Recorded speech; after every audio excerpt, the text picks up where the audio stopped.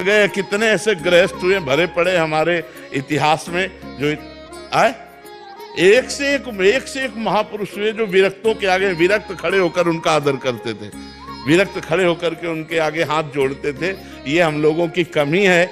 अच्छा, हम अंदर राधा राधा जप रहे हैं तो कोई गृहस्थी में बाधा है क्या? रसोई बना रहे राधा राधा राधा राधा राधा, पोछा लगा रहे राधा राधा, फावड़ा चला रहे राधा राधा, व्यापार कर रहे राधा। ये हमारी बेईमानी है, ये हमारी बेईमानी है कि हम अपने को गृहस्थ मान करके और भगवान से विमुख हो जाते हैं। ऐसे लोग हैं कि एक माला भी भजन नहीं करते, रात दिन लड़का बच्चा रुपया पैसा धन संपत्ति। इसलिए नाम जप करो, अच्छे आचरण करो, गंदे भोजन का त्याग करो, गंदे आचरणों का त्याग करो, तो आप आनंदित हो जाओगे। ये मत कहो कि हम गृहस्थ हैं तो हम भजन नहीं कर सकते। भजन तो कर सकते हैं प्रभु।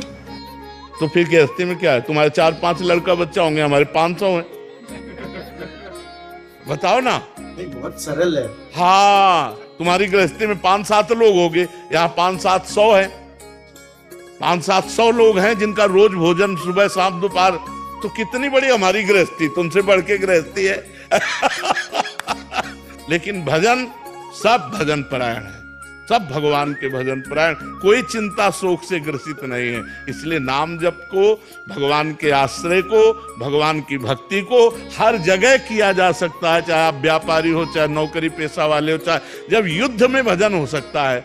मामनुस्मर युद्ध च, तो फिर और काम भजन नहीं हो सकता। जो गति एक सन्यासी को होती है वही गति एक गृहस्थ को होती है। सच्चाई से चले, ईमानदारी से भजन करते हुए, अपने धर्म का पालन करते हुए।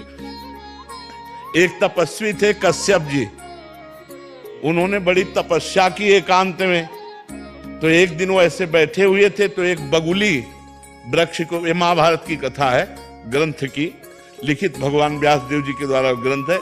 ऊपर वो बगुली ऐसे हग दी तो ऐसे देखे वो भस्म होके गिर गई, आग लग गई बगुली में, क्योंकि वो क्रोध से देखे ना, उनको लगा हम बहुत सिद्ध हो गए। अब वो एक घर में गए, गृहस्थी के घर में, और भिक्षाम दे। तो नौबधू निकली, उसने कहा महाराज कुछ मिनट ठहरिए, मैं अभी भोग प्रसाद कुछ आपको लाती हूँ। इधर से वो गई तो दूसरे दरवाजे से उसका पति आ गया, और वो पातिव्रत धर्म का पालन करने वाली देवी थी। उसने तुरंत अपने पति को आसन दिया, बैठा ला, कुछ खवाया पियाया और कहा आपके दरवाजे पर अतिथि खड़ा है बहुत देर से, आपकी आज्ञा हो तो भिक्षा दे आए। उनका हाँ हाँ। और वो भिक्षा लेके गए तो बहुत गर्म हो गए। उनका इतनी लेट कैसे हो गई? तो उनका भगवान हमारे पति आए थे, तो महात्मा का कोई आदर नहीं। तो उनका तुम हमको वृक्ष की बगुली मत समझना कि तुम्हारी दृष्टि से हम भस्म हो जाए। अब ये घटना केवल वही जानते थे, दूसरा कोई जानता नहीं था। अब उनके होश उड़ गए। तो उनका देवी आप ये कैसे जान गई?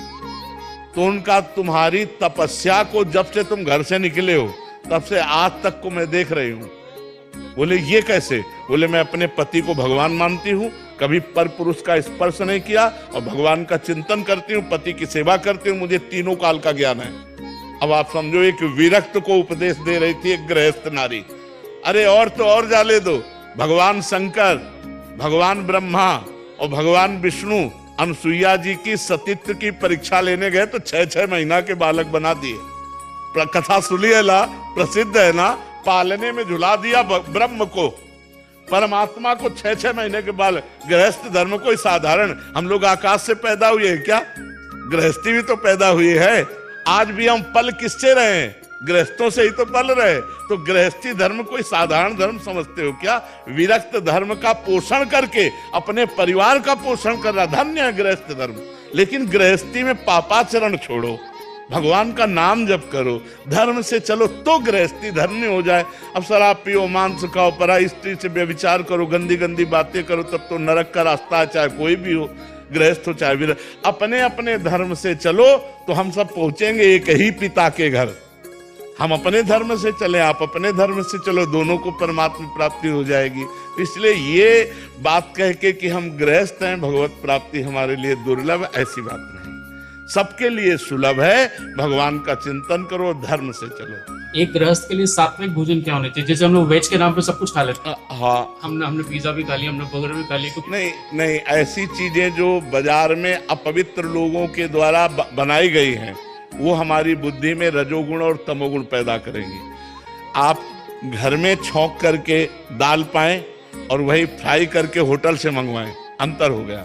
घर की छौंकी हुई दाल सतोगुणी, बाजार की पवित्रता से बनाई हुई दाल रजोगुणी, और कहीं बासी दाल छौंक दी गई तो तमोगुणी, वो तमोगुण प्रदान। और प्रायः ऐसा होता है कि दाल उबली रखी और 4-4, 6-6 दिन की दाल वो फ्राई तुरंत करके आपको दी जाती है। तो ये जो होटलों का बना हुआ भोजन है, इनमें पवित्रता का ज्ञान ना रखने वाले लोगों के द्वारा निर्माण हुआ है, तो वो प्रायः रजोगुण और तमोगुण ही बढ़ाता है। कोशिश करे कि अपने घर का भोजन पावे। और जब ऐसी परिस्थिति ना हो कि अब जैसे कोई नौकरी पेशा या बच्चे पढ़ रहे हैं, अब उनको घर का भोजन नहीं मिल रहा है, तो फिर मांस मछली आदि त्याग करके पवित्र भोजन, जहाँ जिन होटलों में मांस मछली ना बनता हो उन होटलों का भोजन लेकर के अपना गुजारा करे। बकाया वो भजन में बाधक है। साधक तो घर की रसोई का ही है जो पवित्र। आपको कितने 56 प्रकार के भोग बनते हैं घर में, आप आराम से बना करके पाइए। आपको जो चाहिए वो घर में बना लीजिए। बाजार की चीजें जैसे ये आजकल वो चला कि 1 मिनट में पैकेट खोला और चाउमीन ऐसे किया, वो ये सब नहीं। घर की चीजें, 2 रोटी ले लो, नमक ले लो, जरा सा तेल या घी ले लो और वो खा के गुजारा कर ले। सब्जी, रोटी, दाल, दही, दूध, घी, ये बहुत अच्छे अच्छे अपने यहाँ पदार्थ हैं। आप 2 पराठा बना लीजिए, नमक से खा लीजिए, लेकिन ये पिज्जा, बर्गर, ये चीजें मत खाइए। ये आपके स्वास्थ्य के लिए भी हानिकारक है और परमार्थ के लिए भी हानिकारक है। आपके बुद्धि पतित हो जाएगी, परमार्थ लायक नहीं। और आजकल लोग यही पसंद करते हैं, गंदा आहार हो, गंदा पेय हो तो बोले VIP पार्टी रही, और अगर सात्विक बढ़िया खीर पूरी सब्जी रोटी बना के पवाला तो पार्टी नहीं। कह रहे हैं कि उसने कुछ करा ही नहीं। करे, हाँ उसने कुछ किया, बिल्कुल। इसलिए हमें लगता है अगर हमारा आहार शुद्ध है तो हमारी बुद्धि शुद्ध है। बुद्धि शुद्ध है तो जीवन सही रहेगा। ये अशुद्ध बुद्धि का ही तो लक्षण है। अब मान लो पिए पाए शराब में नशे में मार दिया गोली, अपने भी मार लिया, खत्म खेल। अब वो भूत प्रेत बनेंगे और क्या बनेंगे? देवता थोड़ी बनेंगे, भूत प्रेत बनेंगे। या काल मृत्यु जो है, ये इस तरह की हत्या, वो निम्न योनियों में जाएंगे, भूत प्रेत नीच योनियां प्राप्त होंगी। तो इसलिए हमें लगता है हमारा भोजन शुद्ध होना। बच्चा अपनी माँ से नाराज हो जाता है और मार डालता है। कितने ऐसे केस देखो ना, माँ किसी दूसरे से फंस गई तो अपने बच्चे की हत्या कर देती है। आप घटनाओं को जरा क्रम से देखिए तो ये क्यों हो रहा है? क्योंकि आज हमारी बुद्धि भ्रष्ट हो रही है। हमारी बुद्धि भ्रष्ट होने का कारण हमारा भोजन है, हमारा संग है, हमारा दर्शन है, हमारा सुनना, हमारा बोलना, ये सब हमारे चिंतन पर प्रभाव डालता है। मोबाइल से हम देख रहे हैं, गंदा मित्रों का संग कर रहे हैं, गंदा आहार कर रहे हैं, तो हमारे आचरण गंदे नहीं होंगे, फिर होगा क्या? और आचरण गंदे हुए तो जिंदगी नष्ट हो गई, फिर भ्रष्ट हो गई, फिर जिंदगी को नहीं संभाला जा सकता। बच्चों को भगवत प्राप्ति का ज्ञान कैसे दे? एक माला ही बैठाल कर करवाओ, काउंटर से बैठाल करके कि तुम 108 बार राधा राधा बोलो, तुमको अभी हलवा बना के पवाएंगे, तुमको ये पवाएंगे। उन बच्चों को प्रलोभन देना, तुम्हें अमुक वस्तु दे देंगे, तुम्हें शाबाश, एक माला करो राधा राधा राधा, हमें दिखाओ 108 बार किया कि नहीं किया। ऐसे धीरे धीरे उनको, अच्छा अब तुम 200 बार करो, तुम 300 बार नाम जप करो, ऐसे धीरे धीरे लगाओगे तो बच्चापन से संस्कार बन गए ना नाम जप के, तो अच्छे सदगृहस्थ बन जाएंगे। उनको शिक्षा दे कि गलत आचरण ना करे। आजकल बच्चों का माहौल भी बहुत गंदा हो रहा है, तो अपने बच्चों को बचाए, उनसे प्यार से पूछे, कोई ऐसी गंदी बात, कोई ऐसी गंदी हरकत, कोई ऐसा गंदा संग, कोई ऐसी गंदी क्रिया, तो उनको प्यार दुलार की, अगर गलत किया तो उनको भय भी होना चाहिए। प्यार और भय के द्वारा हम अपने बच्चों की जिंदगी को बचाएं। नहीं, आज का वातावरण जो मोबाइल और कुसंग का है वो सीधे नष्ट करने वाला है, सीधे भ्रष्ट करने वाला है।